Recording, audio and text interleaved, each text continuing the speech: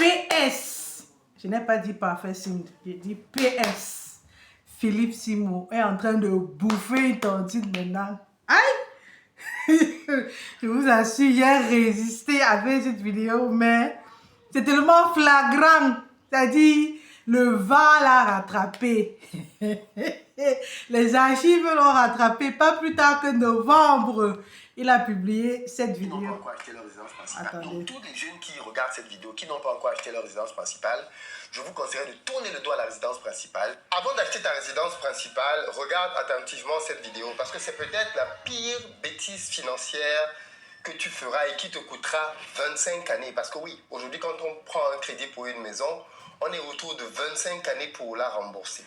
Et pourtant, comme vous allez le voir dans cette vidéo, la force et les archives, c'est peut-être la pire bêtise financière que vous puissiez faire. Pourquoi je dis ça?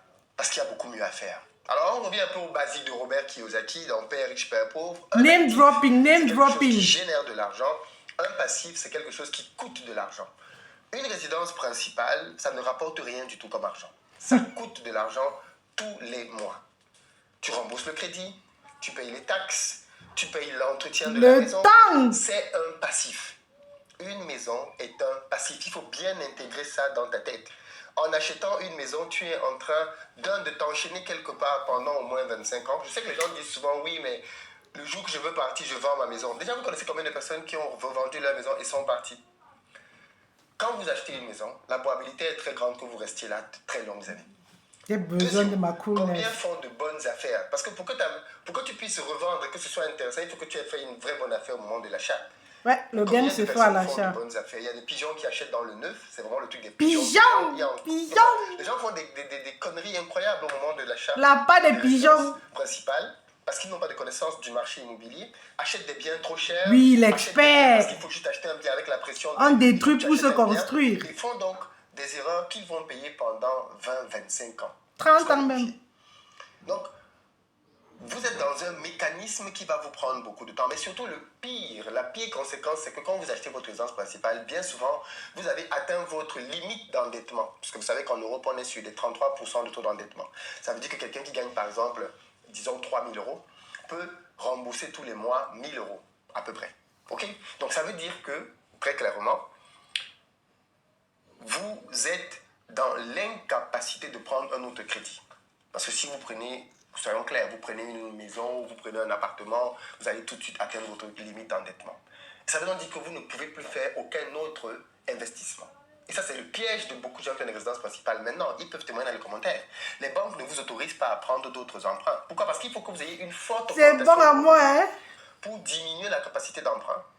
Et qui fait que maintenant, pour vous prêter dans le delta, ou alors vous vous mariez à quelqu'un qui aussi a un gros revenu, et ça vous permet de pouvoir augmenter votre capacité d'emprunt. Mais si vous n'êtes pas dans ces schémas-là, ce qui n'est pas souvent le cas, parce que ce qui se passe, c'est que deux personnes se mettent ensemble, se marient, et c'est avec leurs deux revenus qu'ils vont prendre un emprunt pour une maison. Donc, ils sont déjà proches de la limite. Toutes ces raisons font que la maison, ce n'est pas le bon deal par lequel commencer. Je pense que quand on se lance dans la vie active, il faut plutôt commencer par un investissement. Il faut prendre un bien, non pas dans lequel vous allez vivre, mais un bien que vous allez mettre en location. Alors, il y a plusieurs moyens d'optimiser la rentabilité d'un bien aujourd'hui. Que ce soit avec de la location courte durée, que ce soit avec de la colocation, que ce soit avec de la division immobilière, que ce soit avec de l'achat-revente. Il y a plusieurs stratégies pour optimiser la rentabilité d'un bien. Mais tout ceci n'est possible que quand vous allez pour investir. Rien de tout ça n'est possible quand vous voulez aller habiter dans votre résidence principale, puisque par définition, la résidence principale, c'est pour vous-même, pour du long terme. Donc, tous les jeunes qui regardent cette vidéo, qui n'ont pas encore acheté leur résidence principale, je vous conseillerais de tourner le dos à la résidence principale, d'aller plutôt acheter une résidence qui va vous permettre de faire de l'investissement. Que coche l'amour? Tous les jeunes, si tu as 30 ans, tu n'as pas encore ta résidence principale, la pauvreté te guette. C'est ce qu'il a dit il n'y a pas longtemps. Mais la force des archives, le VAR, le rattrape, où il dit, je vous demande de tourner le dos. Est-ce qu'il est incohérent? Est-ce qu'il est clignotant? Il tourne sa tête à chaque coup de... C'est quoi? Il est devenu promoteur immobilier, il est devenu quoi? Agent immobilier en Occident, et il veut attirer des clients. C'est quoi le... Parce que Assini n'a pas marché, il a baissé le prix d'un tiers et on n'achète toujours pas, il change son futur d'épaule. Mais c'est quoi cette incohérence par Simo? PS, Parfait Sim numéro 2. Ce que tu reprochais à Parfait Sim là, tu es entré, pieds et mains liés. Non, tu vois. Je devais mettre mes lunettes pour être... Vous avez dit, je passe mon temps à rire.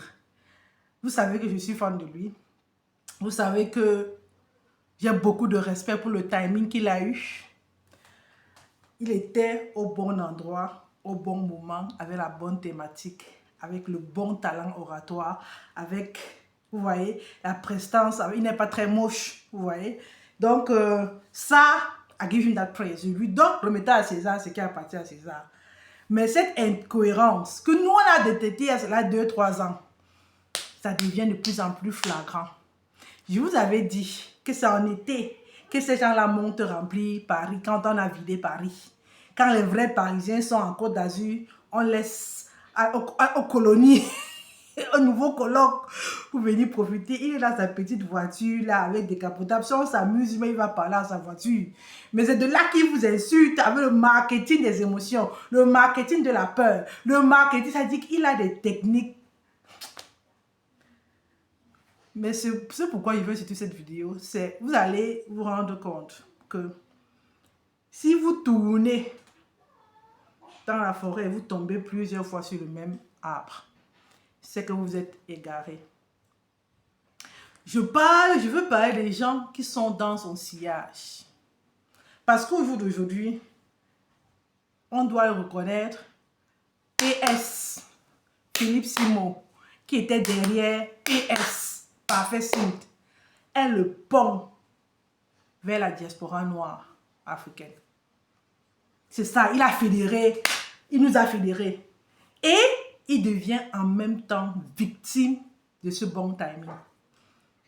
Il devient intéressant pour un certain nombre de personnes. Et comme aussi quelque part, il a faim. C'est lui-même qui vient dévaloriser l'information qu'il vendait pour investir en Afrique. D'abord, sa plateforme s'appelle comment? Investir au pays. Investir au pays vient maintenant vous dire que non, investissez en Occident. Bon, il va venir dire qu'au pays, là, c'était au pays dans lequel tu vis. Parce que nous, à l'époque, on avait du mal. On avait du mal. Il y a cela 53 ans même. J'avais dit, j'ai du mal à convaincre les gens avec qui on a fait les bancs. Je parle du primaire. Jusqu'aujourd'hui, on a des bons rapports, mais on n'arrivait pas à les fédérer sur le fait que investir là où ton argent est. Où on disait qu'il y avait un timing, que avant d'aller investir au pays, investir ici. Je me rappelle, mon leitmotiv, c'était « Je suis là où mon argent est ». Je dors bien quand mon argent est sous mon oreiller. C'est une manière pour parler. C'était ça. Je disais, oui, allez investir, nous on viendra louer. Allez investir, on viendra être vos clients. C'est-à-dire, je me rappelle, moi j'ai abandonné. Bon, après, ils sont revenus.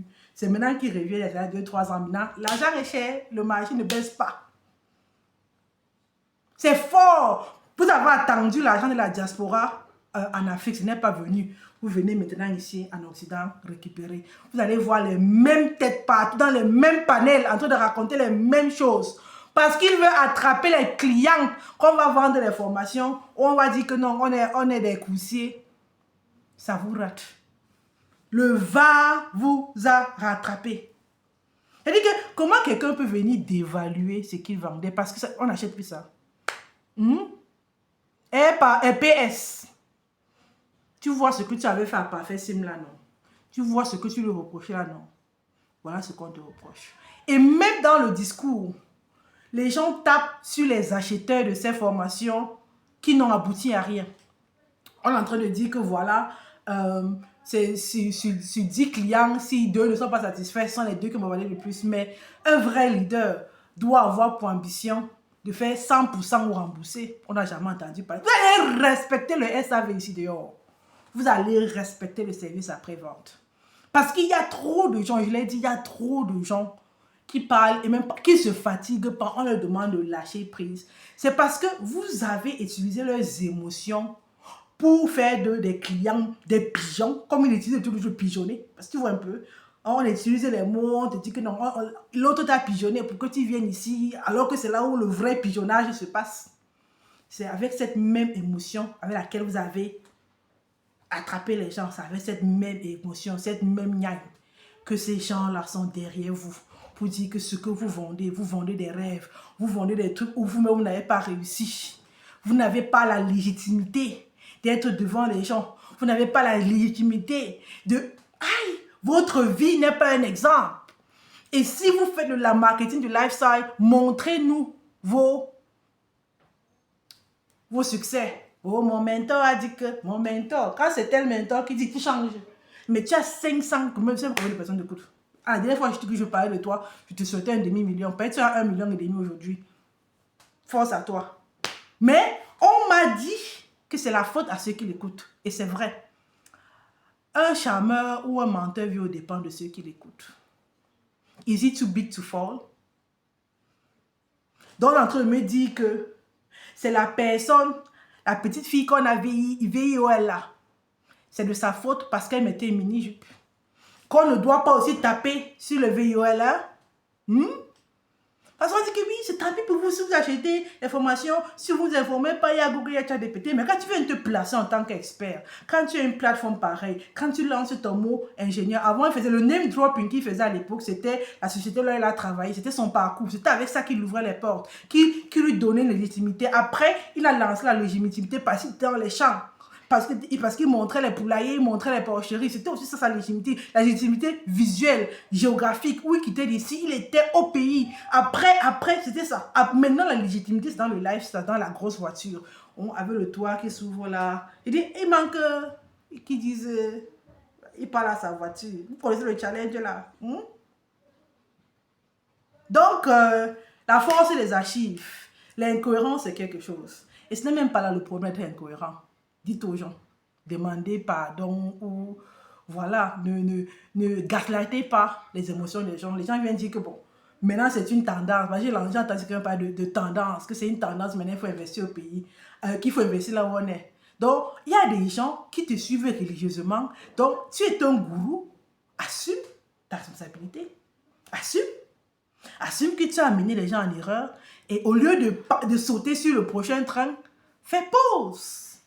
Ça ne suffit pas de maintenant de pousser des pseudo-experts que tu n'as pas vérifié, que eux aussi sont en train de chercher les feux de projecteur. Mais plus les feux de projecteur seront grands, plus l'ombre sera noire et profonde. Ce sera une nuit noire derrière toi. Et c'est ce sillage de nuit noire là qui vous rattrape. RPS, Parfait Sim ou Philippe Simo. Toute personne qui voit un lien entre les deux méthodes est méchante. La force des archives. Oh, peut-être n'oublie rien. Heureusement que je ne vous vois rien. C'est ma force ici sur ce net. Je ne vous vois rien. On est ensemble.